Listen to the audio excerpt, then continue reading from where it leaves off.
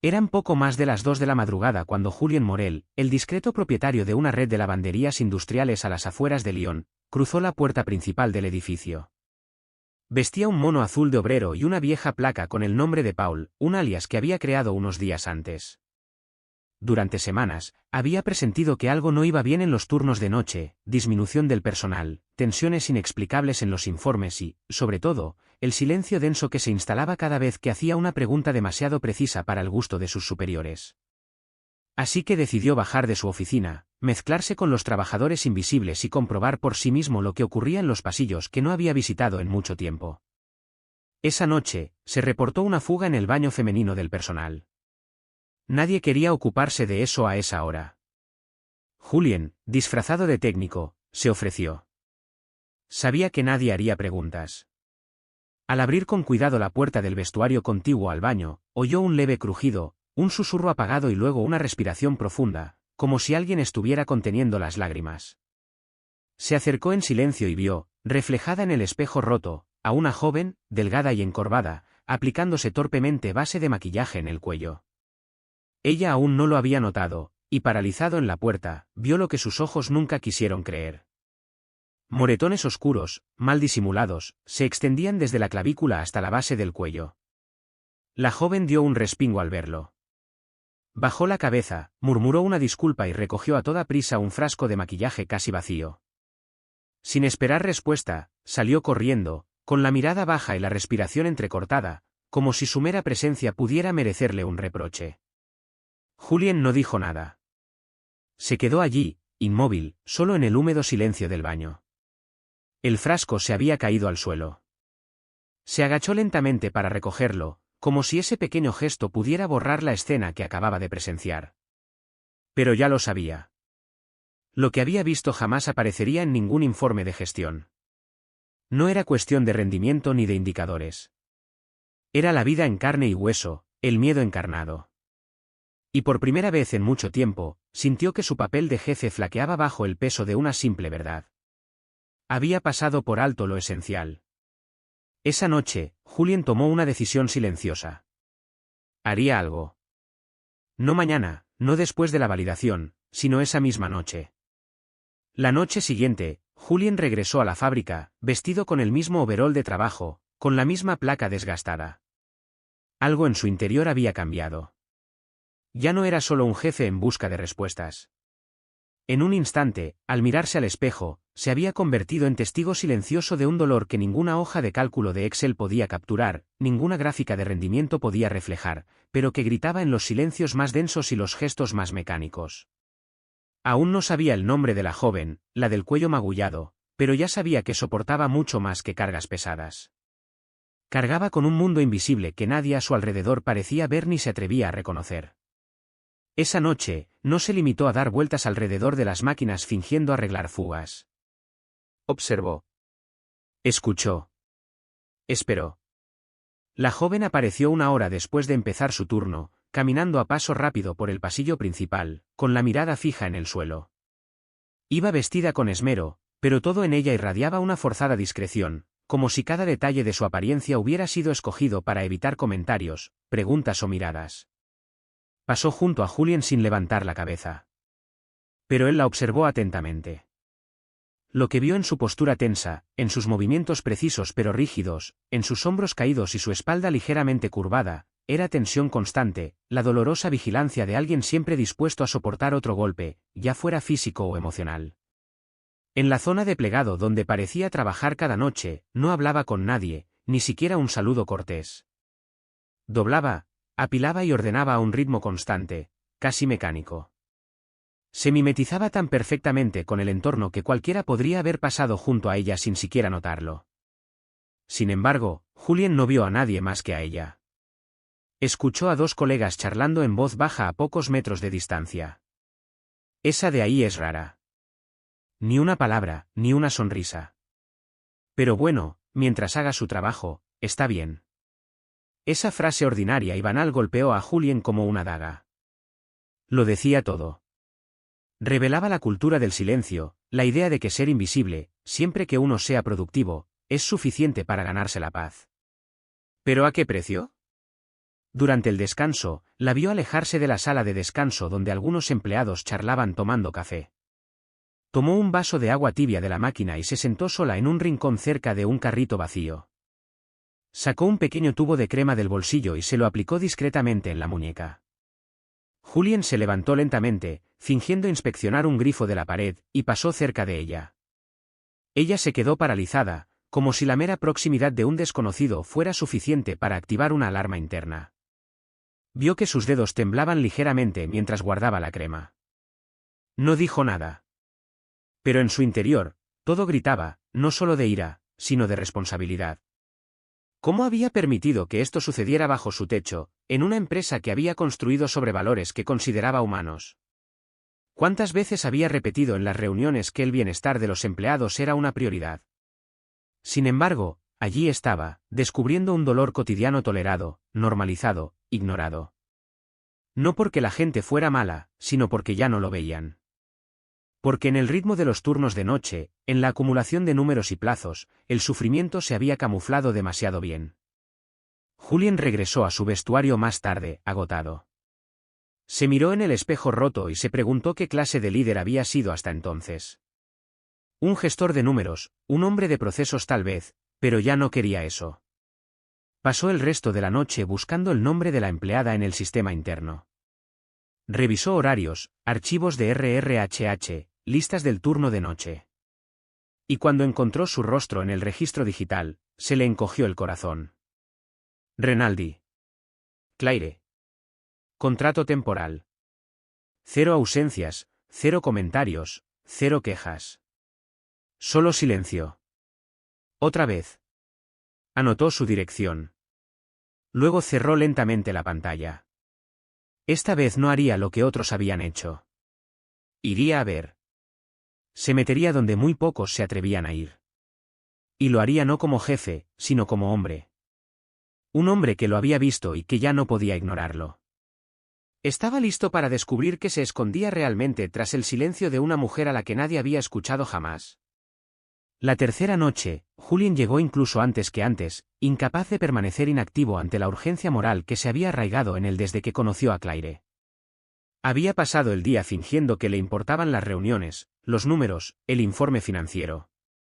Pero en el fondo, lo único que anhelaba era volver allí, a esa fábrica que creía conocer, y que cada noche le revelaba un rostro más crudo, más humano, más doloroso. Ya no llevaba solo el disfraz de técnico.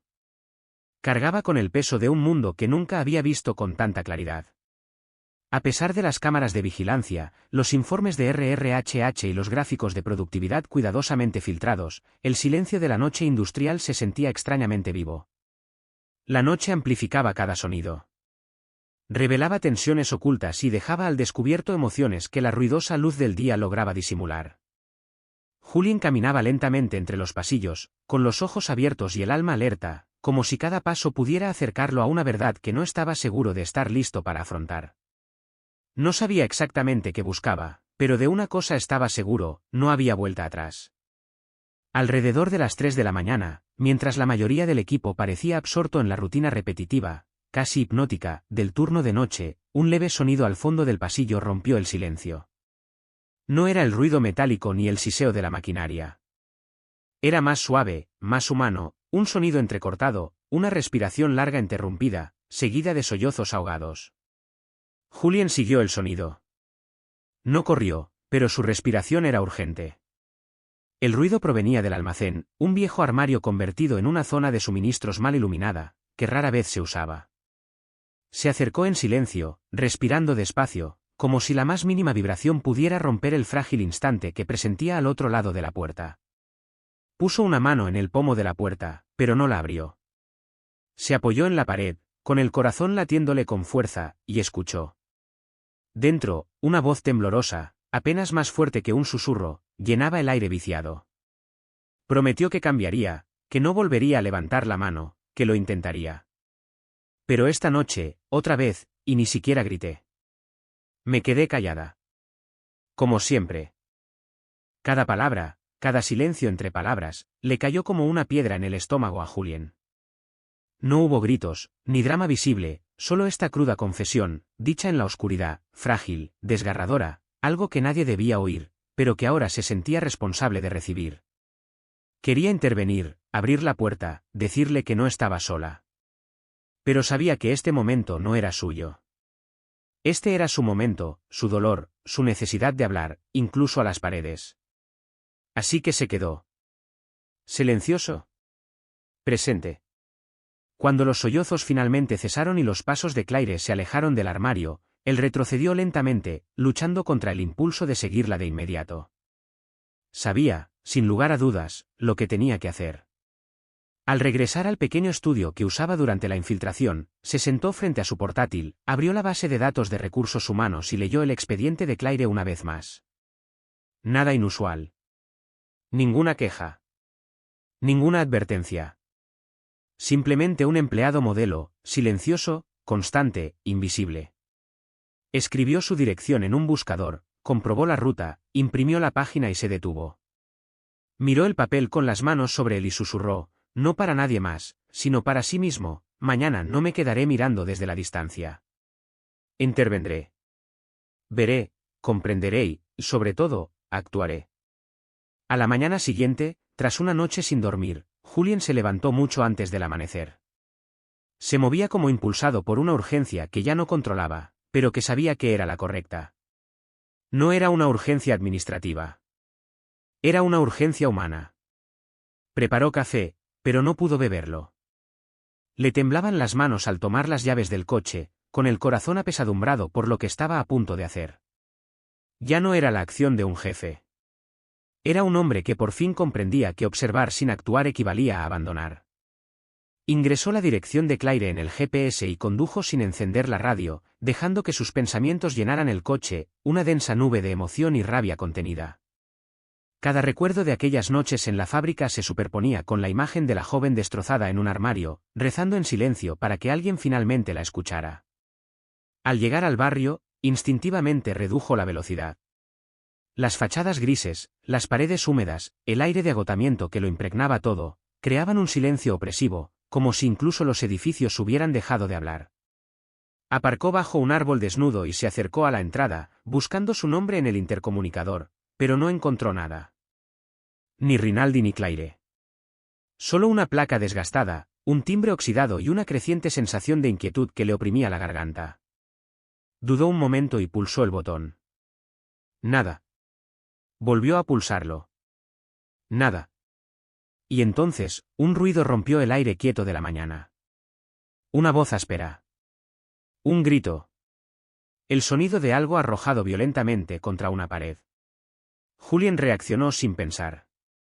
Rodeó el edificio, encontró un callejón estrecho entre dos bloques de hormigón, pasó junto a contenedores de basura repletos y vio una ventana abierta. Lo que vio a través de esa ventana, jamás lo olvidaría. Dentro, un hombre desaliñado, con el torso desnudo, gesticulaba violentamente en una cocina caótica. Sus movimientos eran bruscos, sus palabras afiladas como cuchillos lanzados en todas direcciones. Frente a él, agachada contra un armario, con los brazos alzados en señal de defensa y la mirada hundida y congelada, estaba Claire, una sombra que se aferraba a la última fibra de su dignidad. Julien no lo dudó.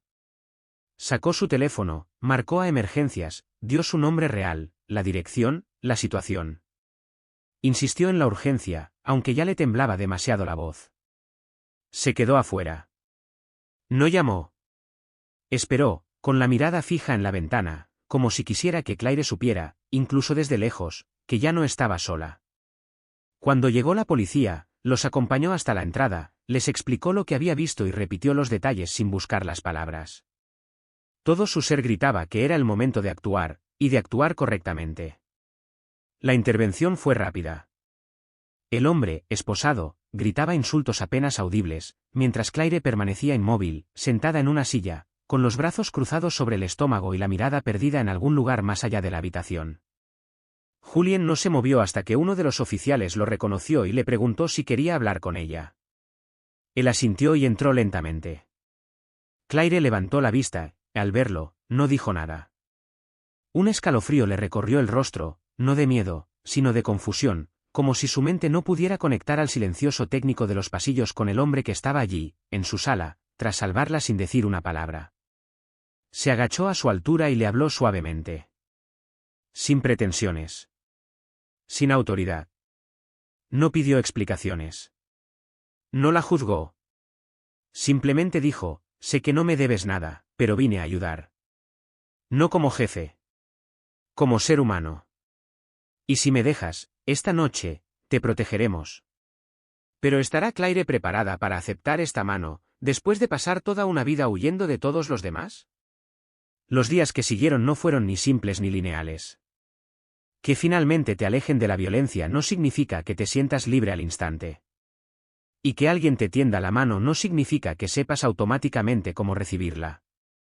Julien lo comprendió desde las primeras horas, sentado en el pasillo de la clínica donde Claire había sido examinada brevemente. Tenía los brazos cruzados sobre las rodillas y la mirada perdida en una máquina expendedora que solo dispensaba un silencio denso. No estaba allí para ser el salvador. Estaba allí para asumir la responsabilidad, para defender a la larga lo que sus ojos habían visto y lo que tantos otros habían optado por ignorar. Se había prometido no desaparecer. Y cumplió esa promesa. Con el apoyo de la policía y la ayuda del trabajador social presente durante la investigación preliminar, Julien consiguió un alojamiento seguro para Claire en un pequeño albergue gestionado por una asociación discreta pero comprometida. También contactó con un abogado de confianza especializado en casos de violencia doméstica y con un psicólogo con el que había colaborado para evaluaciones corporativas. Pero esta vez, no se trataba de evaluar habilidades. Se trataba de ayudar a reconstruir a un ser humano. Al principio, Claire solo asintió. Dijo muy poco, casi no preguntó nada. Siguió el movimiento, pero se notaba que el impulso provenía de fuera. Miró a Julien con esa mezcla de incredulidad y cautela, como si esperara en silencio el momento en que él pidiera algo a cambio. Pero ese momento nunca llegó. Y quizás, solo quizás, fue esa ausencia de demanda lo que empezó a cambiarlo todo. Una semana después, Julien sugirió que se encontraran en un pequeño café cerca del refugio. Claire aceptó. Se sentaron afuera, en una mañana fresca pero radiante, y Julien le contó con calma todo lo que aún no entendía. Habló de su infiltración en la fábrica, de sus dudas, del overol azul sucio, de ese momento en el baño cuando todo cambió, no solo para ella, sino también para él. Claire escuchó sin interrumpir.